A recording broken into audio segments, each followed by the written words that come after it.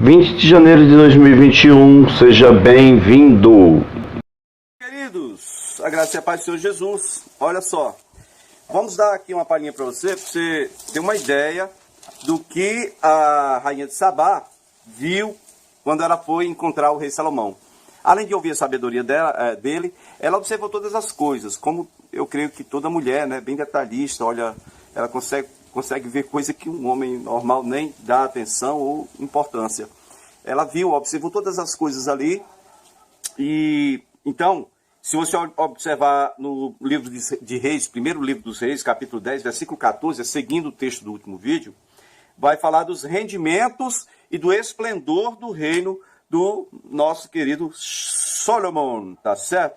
Diz que o ouro, o peso do ouro que Salomão recebia anualmente era 23.300 quilos.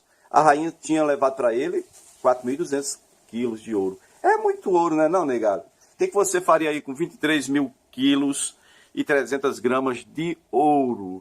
Diz aqui que é o que ele recebia por ano, versículo 14. Agora preste bem atenção num detalhe. Nós vimos já em outros vídeos, e não foi só uma vez que a narrativa disse isso, diz que os marinheiros do Irão, junto com os marinheiros do Salomão, eles só vinham para Jerusalém de 3 em 3 anos. Bom, aí já é questão de narrativa, né? Mas se aqui está dizendo que por ano ele recebia 23.300 quilos de ouro, pode ser que as pessoas estejam registrando aí isso aí já direitinho. Tipo, os navios traziam muito mais do que isso, né? Muito mais do que isso.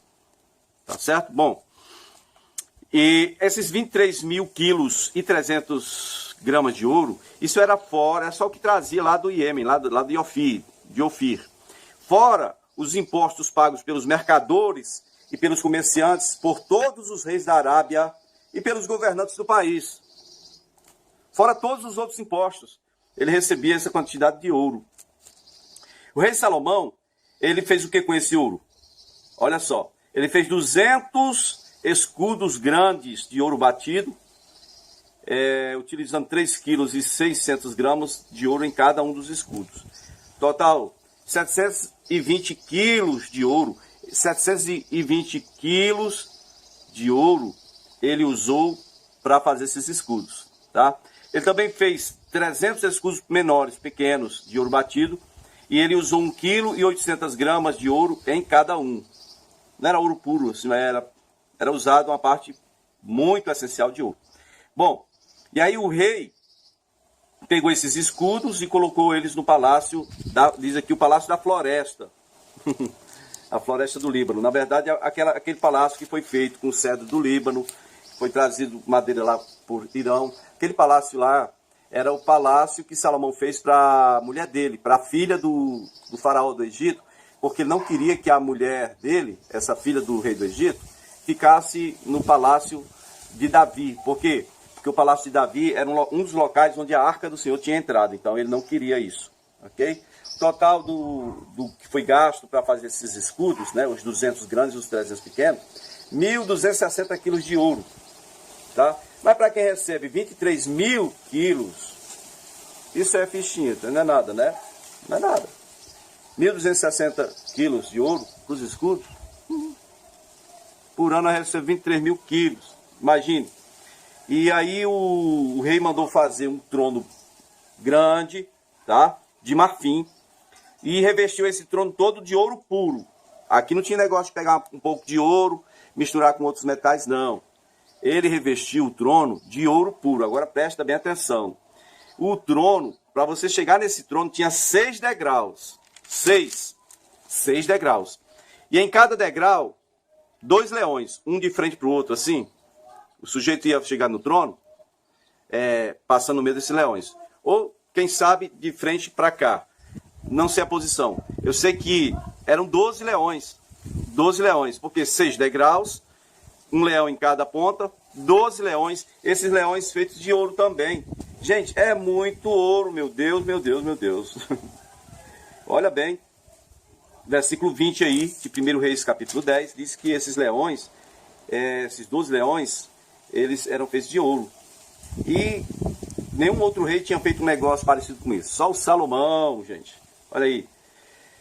E aí diz no versículo 21 que todas as taças do rei Salomão eram de ouro. Taça, beber, vinho, água e tal. E todos os utensílios do palácio da floresta do Líbano, melhor dizendo. Não havia nada de prata, porque a prata não tinha quase valor nos dias de Salomão. Tinha muita, né? E o negócio era ouro. Versículo 27 diz que o rei Salomão, ele tornou a prata tão comum em Jerusalém quanto as pedras. Prata era coisa comum, tão comum quanto as pedras. Pedras você encontra na beira do caminho, em todo canto você encontra pedra. Então, prata era muito fácil de encontrar, né? E os cedros, ele usou o cedro para construir os palácios, então eu acho que ele gostou e mandou plantar cedro. Ele encheu aquela região de cedro, né? E eles se tornaram tão numerosos quanto as figueiras bravas da Cefelá. Tá bom? E aí o rei Salomão era o mais rico e também o mais sábio de todos. É o versículo 23, onde está o problema da questão.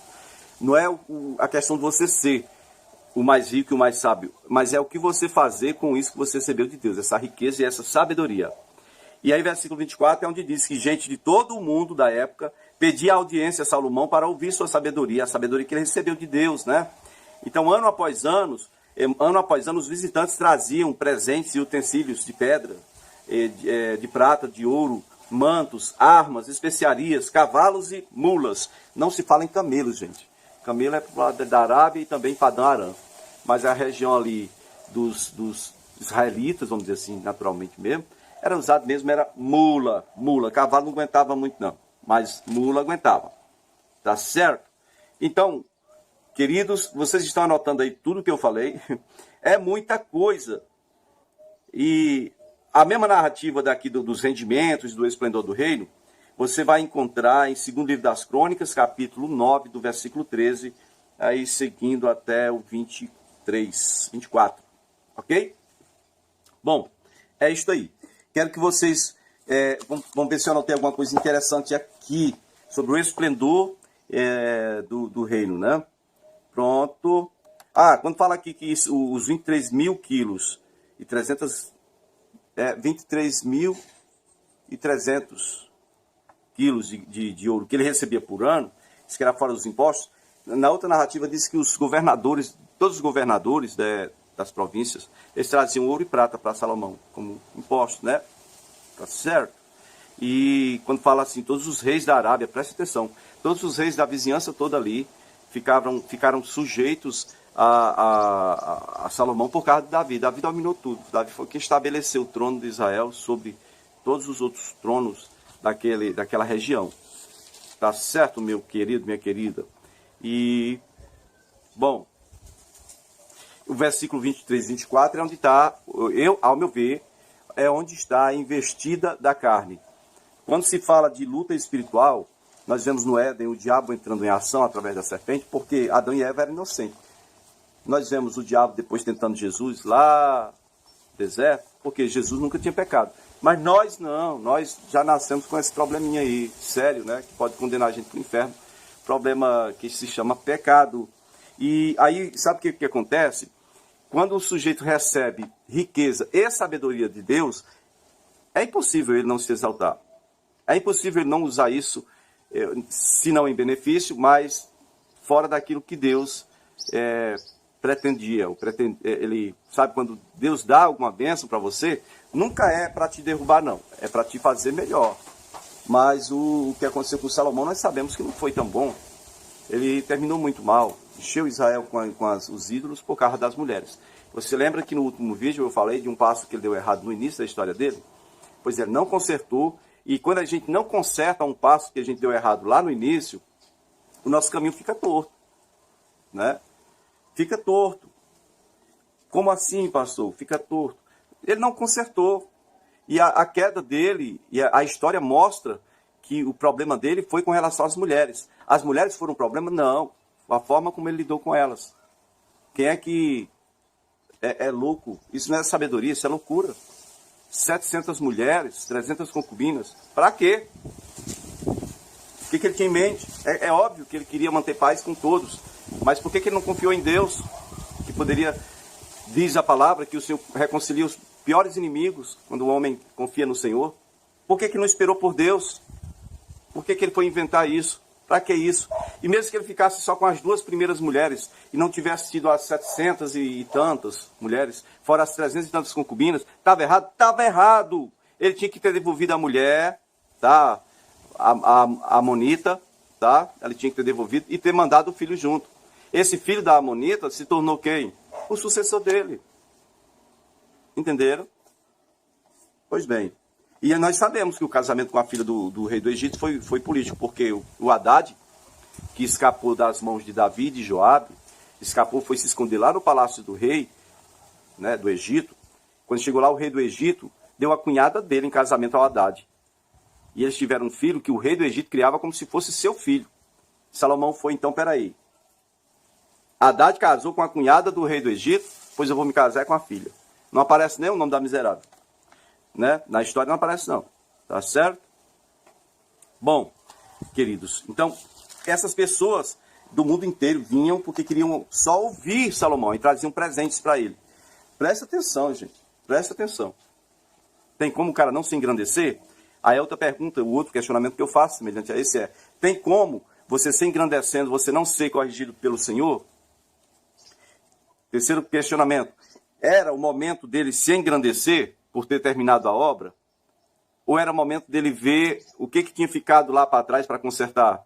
Ele não viu o que ficou para trás para consertar. Porque como a gente às vezes faz isso. Eu estou sendo abençoado, então Deus está aprovando o que eu faço. Eu estou sendo abençoado, eu fico cego, porque, já que eu estou sendo abençoado, Deus está gostando. Não é assim não, querido.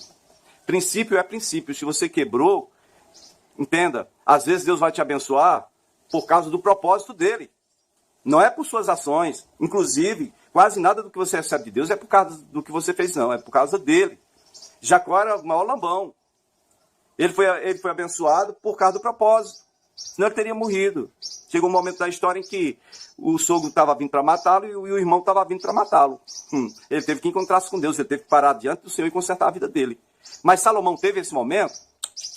Não. Salomão não teve um momento que ele teve que parar para consertar o que ficou errado, não. De forma nenhuma.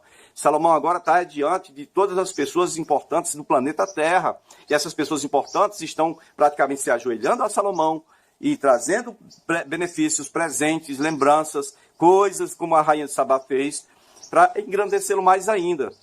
E aí ele, por ter a bênção de Deus, não quer dizer que ele não estava errado, não. Estava errado e precisava de conserto, sim. Nós vimos a história do Davi, o que ele fez? Davi só deixou para se lamentar e confessar o pecado 1 ano depois que ele pecou. Foi 1 ano depois. Veja que a criança já tinha nascido. Quando ele foi se arrepender, já tinha nascido. Mas estava oculto, então deixa quieto. Sabe? E eu estou falando de Davi, o homem que a Bíblia diz que é segundo o coração de Deus, mas de Salomão, que começou errado e foi sendo abençoado e nunca viu seu erro. Se você hoje está nessa aí, eu estou sendo abençoado, não pense que Deus está gostando, não. Se você tem coisa antiga que ficou aí para trás, se deu o passo errado e não consertou, conserta. Porque não vai terminar legal, não. Olha como é que terminou a história de Salomão, que você vai ver mais ou menos como é que vai terminar a sua. Tá bom? É isto. A paz do Senhor e com Deus. Até mais um próximo vídeo.